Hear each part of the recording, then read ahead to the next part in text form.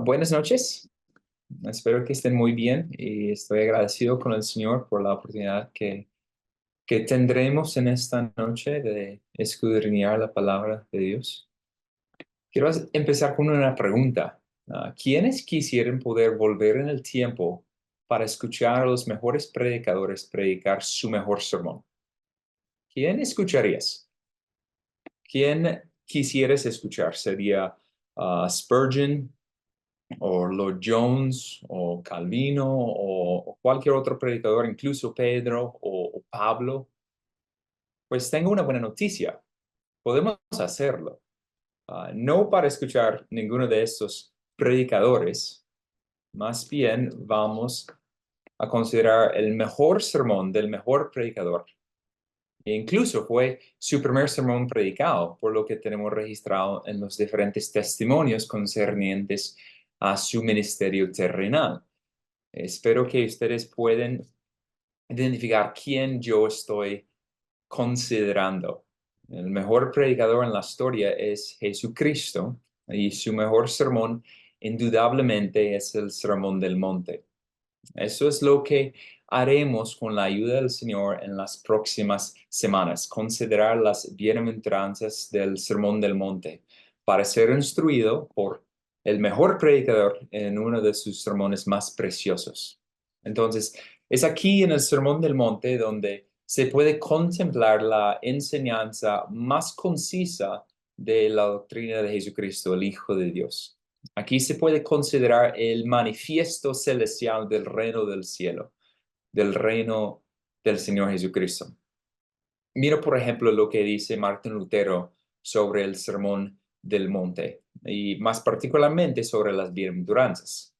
Ese es un excelente, dulce y amigable comienzo de su enseñanza y predicación, porque lo hace no como Moisés o un maestro de la ley con órdenes y amenazas, sino de la manera más amigable, sin nada más que atractivos y encantadoras promesas. Jesús empieza de una manera hermosa, pero al mismo tiempo invertida. Es una enseñanza, las bienaventuranzas, paradójica, exaltando lo que el mundo repudia, invirtiendo de una forma inesperada los valores mundanales que han operado y han apoderado tanto la cosmovisión del hombre. Jesús iniciando con la respuesta a la pregunta más básica de la vida humana. ¿Quieres ser feliz? ¿Tú quieres ser feliz? Y obviamente la respuesta de todos es sí. Entonces hay que hacer lo siguiente. Hay que prestar atención a lo que Jesús va a enseñar en cuanto a las bienaventuranzas. Porque aparte de su enseñanza, jamás puedes encontrar la verdadera felicidad, o más bien el dicho prometido por Jesucristo. Entonces, en esta noche veremos la bienaventuranza de la pobreza espiritual, la bienaventuranza de la pobreza espiritual. Y eso veremos en Mateo 5:3. Y aquí estaremos considerando entonces por qué la pobreza espiritual es bienaventurada. ¿Por qué es que la pobreza espiritual es bienaventurada? Podemos considerar esta doctrina en tres partes. En primer lugar, la paradoja de la pobreza espiritual. En segundo lugar, las particularidades de la pobreza espiritual. Y en último lugar, la promesa de la pobreza espiritual. Y mi oración en este estudio es que tú puedes ver la centralidad de la pobreza espiritual en la vida del creyente para que tú te consideres bienaventurado si eres pobre espiritualmente. Y si no eres un pobre en espíritu, pues que te conviertes al Señor siendo un pobre en espíritu. Entonces, para hacerlo, me gustaría entonces que miremos el texto, Mateo 5. Si no han ido en sus Biblias, estaremos en Mateo 5, empezando desde el versículo 1 para ver qué está pasando y leyendo la primera bienaventuranza. El texto dice así, Mateo 5, versículo 1. Y cuando vio las multitudes, hablando de Jesús, subió al monte. Y después de sentarse, sus discípulos se acercaron a él y abriendo su boca les enseñaba, diciendo, bienaventurados los pobres en espíritu, pues de ellos es el reino de los cielos. Esta es la palabra del Señor. Oremos pidiendo su ayuda en esta noche. Amado Dios, te damos gracias por este tiempo y acudimos a ti, quien dio esta enseñanza, quien nos puede ayudar mediante la iluminación de tu Espíritu para que no solamente comprendemos correctamente lo que querías decir, pero además que nos podemos volvernos aquellos pobres en espíritu para ser bienaventurados. Esta es nuestra petición y nuestra oración en esta noche. A ti sea la gloria. Ayúdanos. Amén. Entonces, vamos a considerar el primer punto, la paradoja de la pobreza espiritual. El texto en el versículo 3 es realmente nuestro enfoque, mayormente la primera parte, dice, bienaventurados los pobres en espíritu. Esta primera bienaventuranza es una paradoja para el hombre, porque nada puede ser más lejos de la cosmovisión antropocéntrica que alguien pobre puede ser bienaventurado. Pero antes de considerar más aquella paradoja, hay que descubrir la intención detrás de la palabra bienaventurada. Esa es la palabra crucial para entender todas las bienaventuranzas. Esta palabra, bienaventurado, es expresada por el Señor Jesucristo 9 veces en estas 9 bienaventuranzas.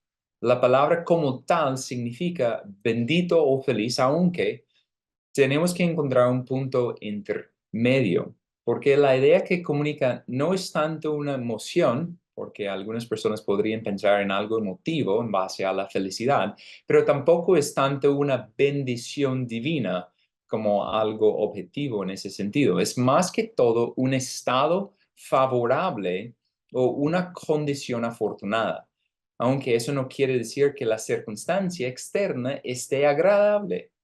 Y veremos incluso más adelante que uno puede estar bienaventurado incluso en medio de la persecución. Entonces no es en consideración a circunstancias externas, sino más bien una condición interna, una condición favorable, un estado afortunado.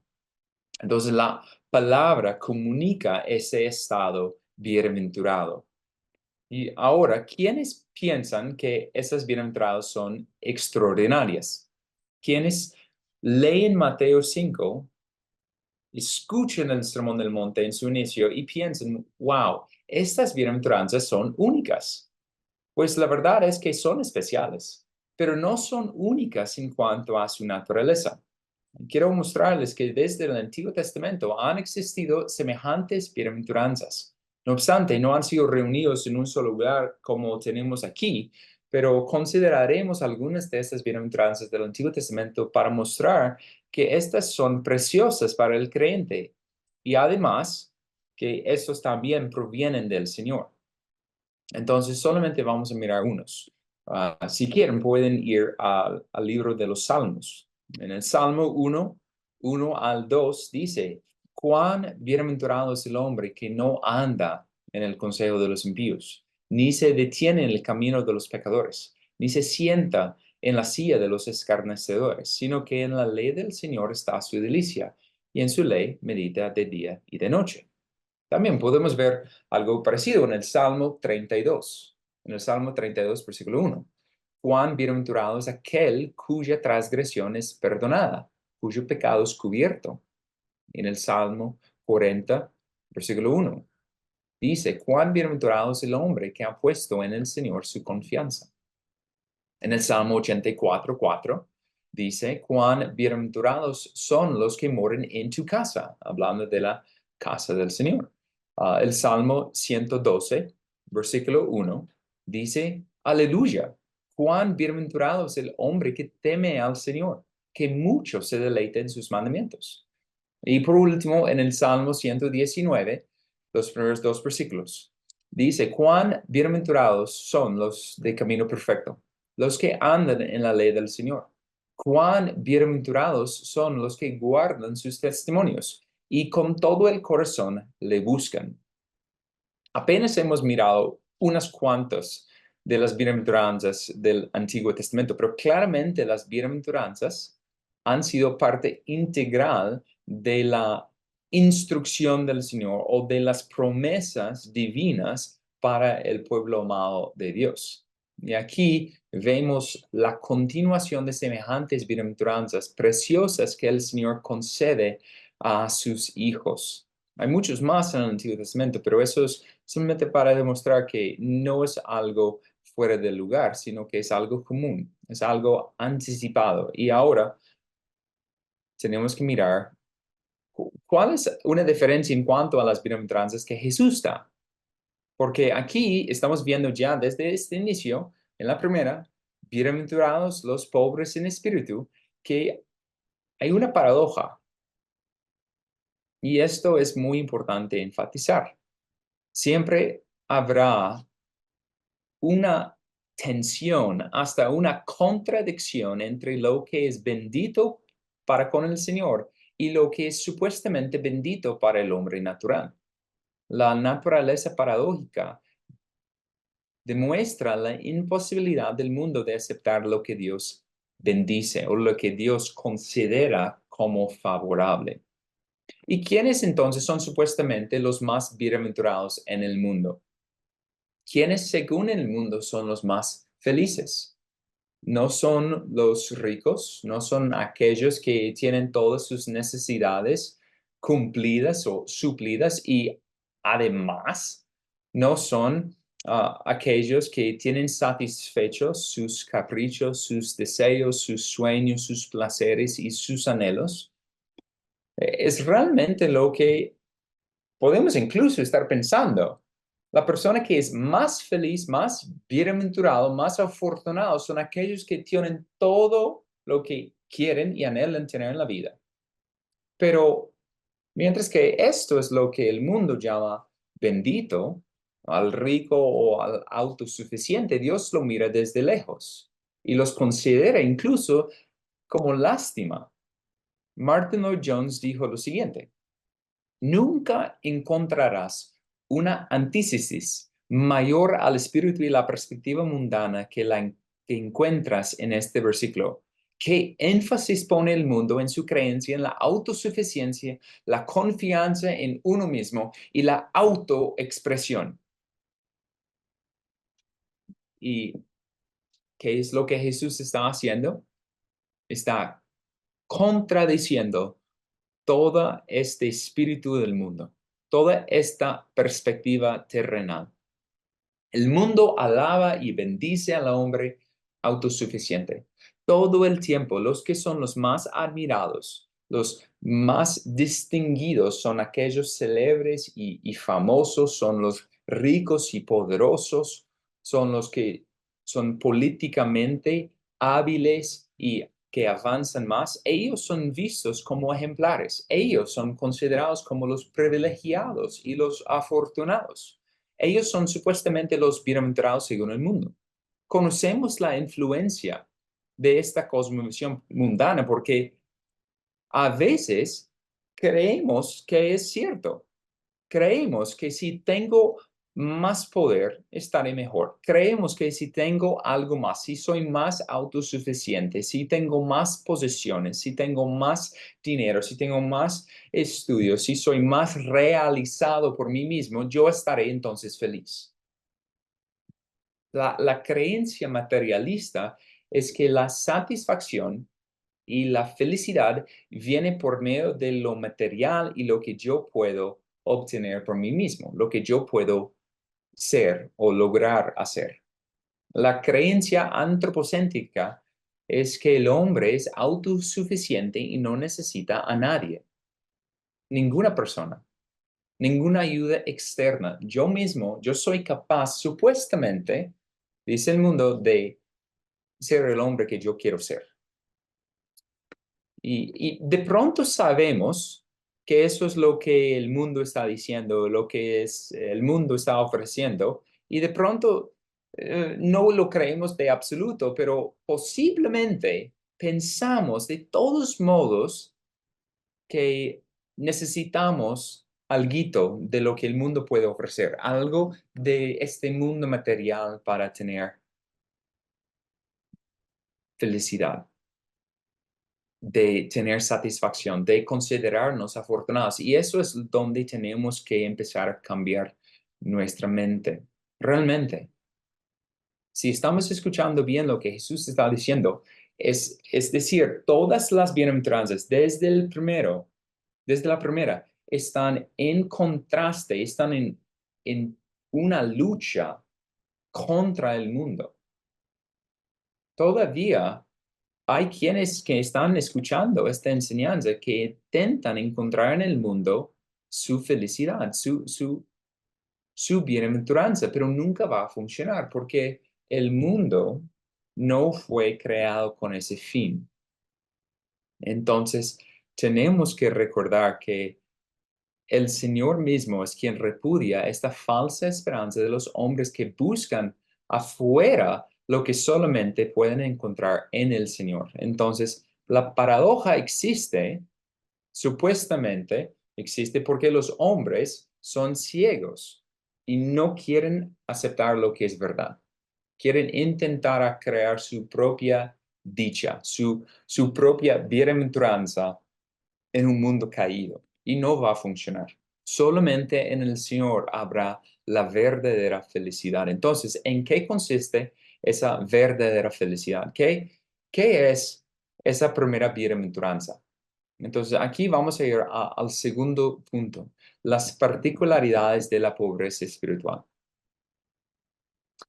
Nuevamente, el texto dice en Mateo 5:3, bienaventurados los pobres en espíritu. La pobreza espiritual, los que son pobres en espíritu, tienen algunas distinciones notables. Siempre la cuestión de más importancia al considerar esta bienaventuranza y todas ellas, de hecho, es cómo uno puede saber si es el benefactor de las promesas. ¿Cómo puedo saber si soy pobre en espíritu? ¿Cómo es esta condición? ¿Qué significa ser pobre en espíritu?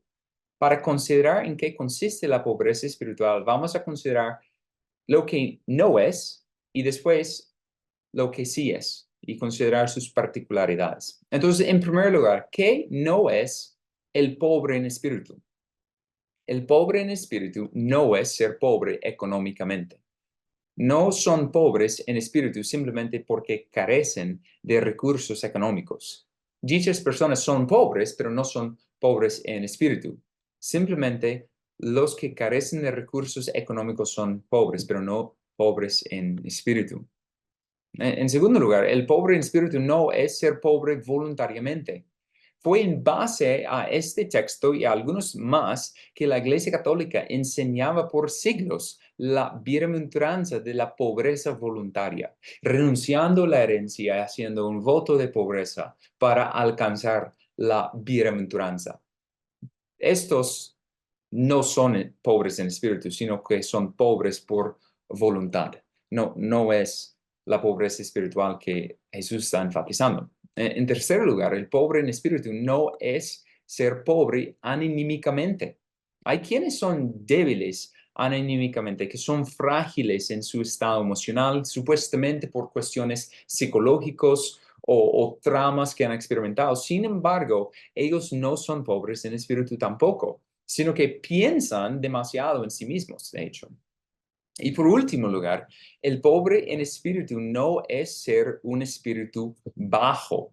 Estos son aquellos que actúan y vivan muy por debajo de ellos mismos en indignidad y vergüenza. Esos son hombres malvados que degradan sus espíritus y viven en miseria y desgracia espiritual, pero no son pobres en espíritu. Entonces, hay clases de personas que no son los pobres en espíritu. Entonces, ¿qué es realmente un pobre en espíritu? ¿Qué es un pobre en espíritu?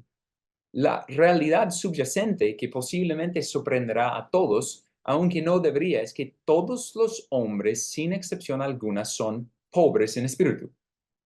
Todos desde Adán sufran de la pobreza espiritual. Sin embargo, eso es muy importante, no todos son pobres en espíritu según la bienaventuranza de Jesús.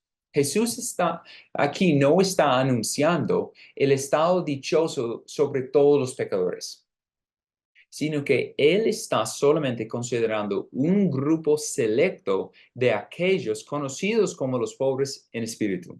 En una palabra, un pobre en espíritu es aquel que reconoce su desnudez espiritual, su vileza moral y su necesidad de ser cubierto. Es aquel que es sensible a su condición deplorable, su inhabilidad de hacer algo para remediarlo y su necesidad del evangelio. Un pobre en espíritu es un mendigo moral que desconfía totalmente de sí mismo y mira con ojos de fe por un Salvador que puede redimirle. Es alguien que no depende de sí mismo, no se cree rico espiritualmente porque está desprovisto de justicia en sus propios recursos. J.C. Ryle dijo lo siguiente en cuanto a los pobres en espíritu. Dijo, se refiere a aquellos que están profundamente convencidos de su propia pecaminosidad ante los ojos de Dios. Entonces, es un reconocimiento de pecaminosidad. Y de hecho, eso no es algo solamente del Nuevo Testamento, es algo que se ve en el Antiguo Testamento. Un pobre en espíritu es una condición que es favorecida desde el Antiguo Pacto. En el Salmo 34, 18, dice, cercano está el Señor a los quebrantados de corazón y salva a los abatidos de espíritu.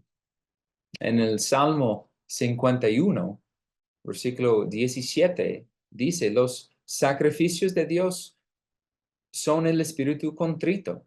Al corazón contrito y humillado, oh Dios, no despreciarás.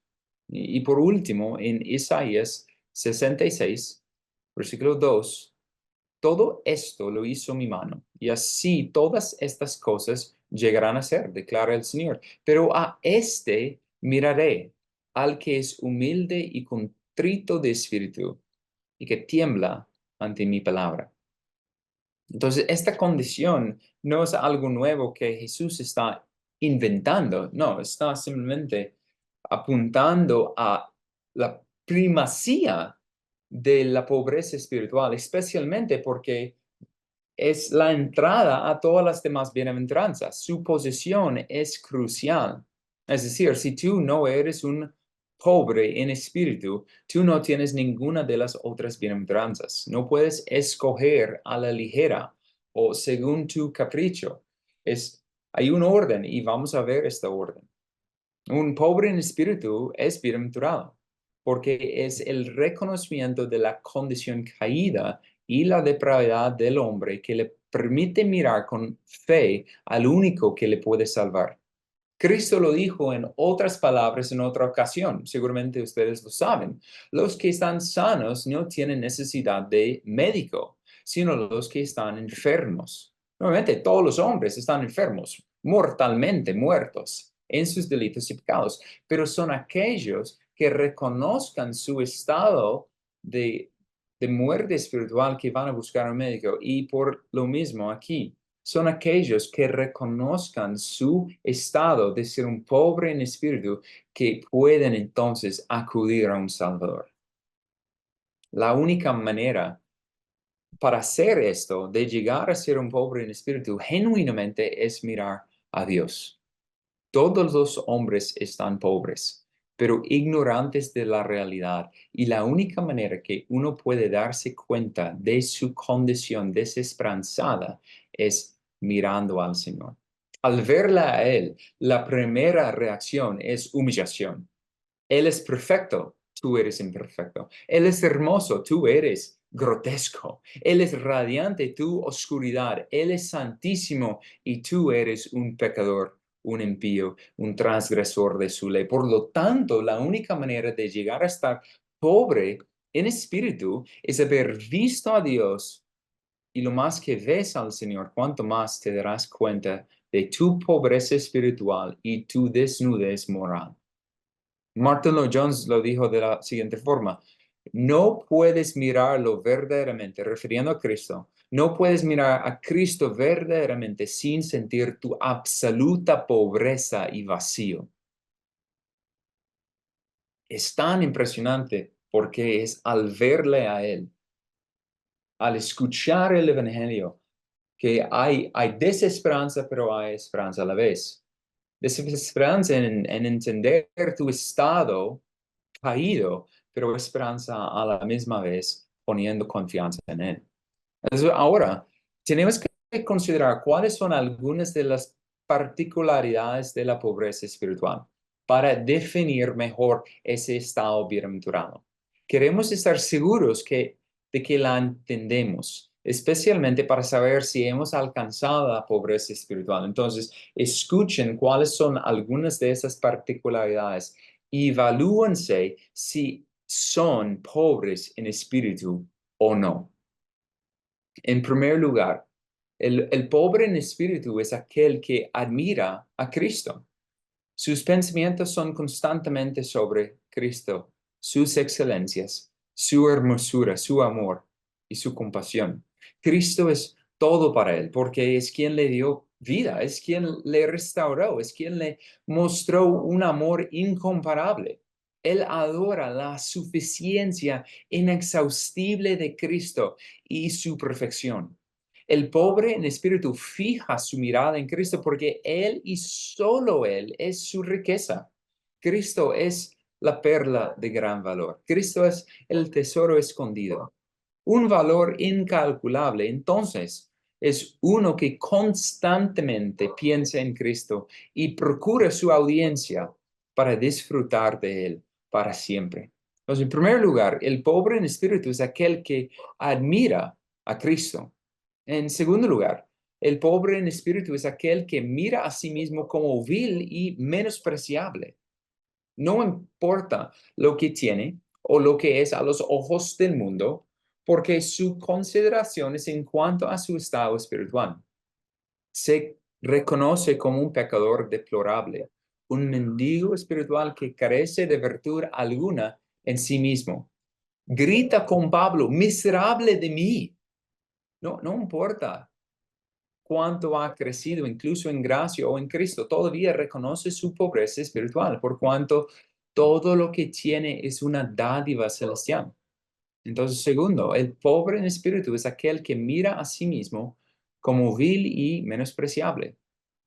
Tercero, el pobre en espíritu es aquel que no confía en sí mismo.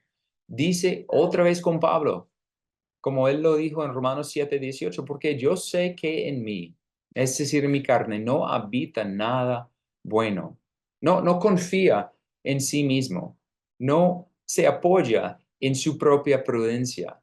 Conociendo quién es, no puede confiar en sí mismo. Sabe que es un peligro seguro. Reconoce su incredulidad en momentos, reconoce su debilidad, reconoce su propensión al pecado, su inconstancia, reconoce su flaqueza y que fácilmente es envuelto en las cuestiones del mundo. Entonces no confía de sí mismo. Tercero, el pobre en espíritu es aquel que no confía en sí mismo. Cuarto, el pobre en espíritu es aquel que busca el auxilio divino, que busca el auxilio divino. No puede buscar ayuda en nadie más salvo el Señor. Constantemente requiere auxilio divino y por lo tanto es continuamente asaltando el trono de la gracia. Ayúdame, Señor. Sálvame, Señor. Protégeme, Señor. Es como un mendigo que viene día tras día, hora tras hora, suplicando sin cesar al único que le puede sostener y preservar. Siempre está viviendo de las limosnas celestiales ofrecidas por su Padre. Dado que no hay confianza en sí mismo, hay una búsqueda insaciable del auxilio del Señor. No confía en sí mismo, por lo tanto es dedicado a la oración. La oración es su vida, por cuanto necesita ayuda. Entonces, cuarto, el pobre en espíritu es aquel que busca el auxilio divino. Quinto, el pobre en espíritu es aquel que es humilde de corazón. es consciente de su pobreza espiritual y nunca se exalta a sí mismo, porque sabe que será una jactancia falsa y vana. No llama la atención a sí mismo, sino por lo contrario, quiere hacer mucho de Cristo y de su gracia. No piensa que esté bien en sí mismo, sino que sabe cuán lejos es de la semejanza a Cristo. Es aquel que se siente necesitado, siente su debilidad, se abstiene de alardear de sí mismo y se lamenta cuando el orgullo se cuela en su corazón. Es quinto, el pobre en espíritu es aquel que es humilde de corazón. En sexto lugar, el pobre en espíritu es aquel que mira a los demás como más importantes. No busca ponerse por encima de sus hermanos, sino por lo contrario, como dice Thomas Watson, el que es pobre de espíritu mira las excelencias del otro y sus propias debilidades. Es aquel que bendice al Señor por la obra santificadora que está haciendo en su hermano, sin la menor atisbo de envidia. Él se fija más bien en su viga, en su propio ojo, que en la mota que está en el ojo de su hermano. Él alaba al Señor por la obra que Él está haciendo en sus hermanos. Sexto, el pobre en espíritu es aquel que mira a los demás como más importantes. Y en séptimo lugar, en última instancia, el pobre en espíritu es aquel que exalta la gracia de su amado Salvador. Los que exaltan más que cualquier otro la gracia libre de salvación en Cristo Jesús son los pobres en espíritu. Aquí es una palabra digna de confianza. Cuanto más pobre uno es espiritualmente, cuanto más exaltará la gracia que los salvó. Y no solamente va a exaltar esa gracia, exaltar a aquel que le dio esa gracia, sino ahora va a querer compartir esa gracia y proclamarla con otros pobres. Es un mendigo que encontró gracia celestial en abundancia y ahora está diciendo a otros mendigos, otros pobres en espíritu, venga, venga, mira donde yo encontré gracia, gracia abundante, gracia que salva. Ellos exaltan al Señor por semejante gracia y la ofrecen a otros también. Séptimo, el pobre en espíritu es aquel que exalta la gracia de su amado Salvador. Entonces, en resumen, hemos considerado 7 particularidades de la pobreza espiritual. Hemos considerado que el pobre en espíritu es aquel que mira a Cristo, que es aquel que mira a sí mismo como vil y menospreciable, que es aquel que no confía en sí mismo, que es aquel que busca el auxilio divino, que es aquel que es humilde de corazón, que mira a los demás como más importantes y en última instancia que exalta la gracia de su amado Salvador. Aquí entonces es evidente que la bienaventuranza reposa sobre aquellos pobres espirituales, desprovistos de valor en sí mismos. En una palabra, están en banco roto espiritual, sin poder o habilidad espiritual de remediar su condición. Son mendigos espirituales dependiendo solamente del Señor para su sustento espiritual. Estos pobres en espíritu son bienaventurados porque alcanzan una promesa preciosa. ¿Y cuál es la promesa de la pobreza espiritual? En tercer lugar, consideramos entonces la promesa de la pobreza espiritual. La promesa de la pobreza espiritual. Mira conmigo nuevamente Mateo 5:3. Al final, ¿qué dice? Pues de ellos es el reino de los cielos. Pues de ellos es el reino de los cielos. La explicación de Jesús de la primera bienaventuranza es causal, evidenciando la razón peculiar por qué se puede considerar verdaderamente bienaventurados aquellos pobres en espíritu. La promesa de la pobreza espiritual es inesperada. Aquellos que son pobres espirituales, que ante los ojos del mundo no merecen ser considerados como bienaventurados, son considerados como aquellos que poseen el reino de los cielos. Aquí es una realidad presente, a diferencia de las otras bienaventuranzas que son promesas en el sentido futuro. Y eso es importante. Aquí hay una realidad una evidencia que apunta a una realidad presente para todos aquellos que son pobres en espíritu, mientras que los demás bienaventuranzas están apuntando a algo futuro, aunque no es decir que no es una realidad presente también para ellos. Pero aquí, en esta instancia, de ellos es el reino de los cielos. Y vamos a considerar muy brevemente este aspecto. ¿Qué es el reino de los cielos? Esta expresión es importante en el Evangelio de Mateo. Primeramente, hay que ir al Antiguo Testamento para establecer cuál es el reino de los cielos. Definitivamente hay que establecer desde el Salmo 10:16 que el Señor es Rey eternamente y para siempre.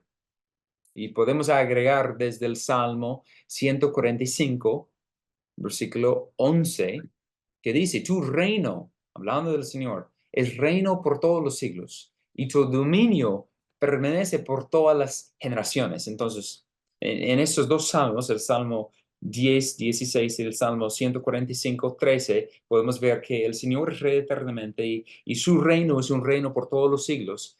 Así que es un rey sobre un reino eterno, pero además se puede confirmar esta verdad en muchos otros textos, pero es útil mirar el Salmo 45:6, el Salmo 45:6. Tu trono, oh Dios, es eterno y para siempre. Cetro de equidad es el cetro de tu reino. Entonces, con esos tres salmos, hay un rey, hay un trono y hay un reino eterno. Y ese reino pertenece al Señor, quien está sentado sobre su trono. El reino de los cielos, entonces, desde el Antiguo Testamento y llegando al Nuevo Testamento, definitivamente es el reino del Señor. Entonces, el reino del Señor es el reino de los cielos y el reino de los cielos es el reino del Señor. Pero todavía hay que considerar en qué sentido los pobres en espíritu son los poseedores del reino de los cielos. El texto evidencia que es una realidad presente. ¿Qué dice el texto? Pues de ellos es el reino de los cielos. No será, no en un futuro será, no, pues de ellos es el reino de los cielos. Eso podría simplemente significar que los pobres en espíritu son miembros del reino de los cielos, lo cual es verdad. Todos aquellos que son pobres en espíritu han sido, perdón, alcanzados con la gracia del Señor y han sido trasladados al reino de su Hijo amado. Sin embargo, la idea no es solamente ser partícipe en el reino de los cielos, sino parece indicar una mayor prominencia. Aquí es algo asombroso. No solamente los pobres en espíritu son partícipes en el reino de los cielos, sino que son identificados como herederos del reino o, como Pablo argumenta en Romanos, son coherederos con Cristo. Y aquí tenemos que considerar unos textos. ¿No han leído en Apocalipsis 5:10?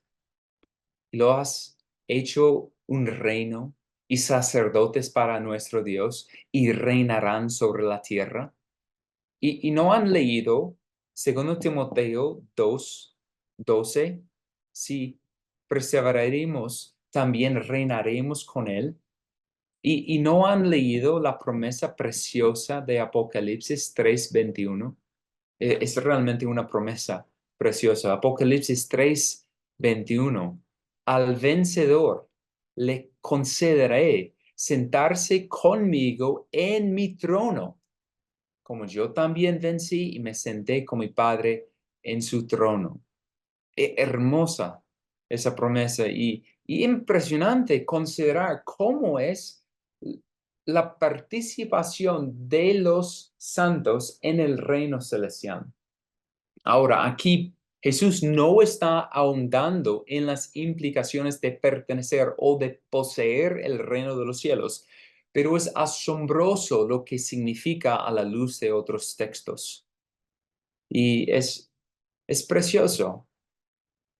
Considéralo, aquellos que son pobres en espíritu, los que son menospreciados por el mundo, son aquellos que son partícipes en el reino de los cielos, el reino más rico, el reino más perdurable, el reino más precioso de todos los tiempos. Aquí basta decir que es increíble la naturaleza paradójica que Jesús empieza en el Sermón del Monte con estas bienaventuranzas. Y en conclusión, para resumir, ser pobre en espíritu es ser consciente de una necesidad espiritual, de estar en bancarrota espiritual y de la necesidad de depender del Señor. Eso es ser pobre en espíritu. No está mirándose a uno mismo, no, está mirando al Señor. Nuevamente es evidente que la bienaventuranza es para aquellos pobres en espíritu. Ellos quienes son los mendigos espirituales, que dependen solamente del Señor para su sustento espiritual. Miren aquí esa paradoja. Lo que el mundo considera maldito, el Señor llama bienaventurado. Considera incluso conmigo lo siguiente. ¿Cuán enorme desproporción hay entre nuestra indignidad y nuestra recompensa? ¿Cuán enorme desproporción hay entre nuestra indignidad y nuestra recompensa? Somos mendigos espirituales y aún así somos considerados hijos del Rey. Solamente el Señor Jesucristo puede hacer eso. Solamente Él puede salvar a un pecador deplorable y revestirle con su justicia perfecta. Si tú no te consideras en estos términos como un pecador vil y despreciable, entonces tú no puedes ni siquiera entender lo que Jesús está diciendo. Y nota, no es que en un inicio eran aquellos que eran pobres en espíritu, y eso es lo que muchos están equivocándose en cuanto a. No es que eran pobres en espíritu.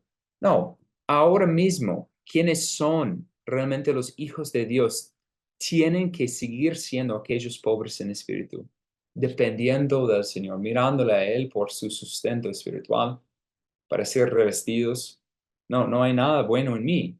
Dice Pablo, aún siendo creyente, aún siendo apóstol, aún siendo ese gran hombre del Señor, no proviene de uno mismo nuestra suficiencia, sino que nuestra suficiencia viene del Señor.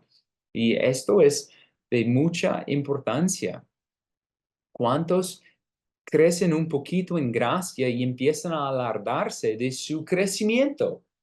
Y esto ya se perdió la pobreza en espíritu. Están jactándose, están enorgulleciéndose sobre sus hermanos. No, no, eso no puede ser. ¿Cuán enorme es esa desproporción entre nuestra indignidad y nuestra recompensa? No merecemos nada. Es gracia.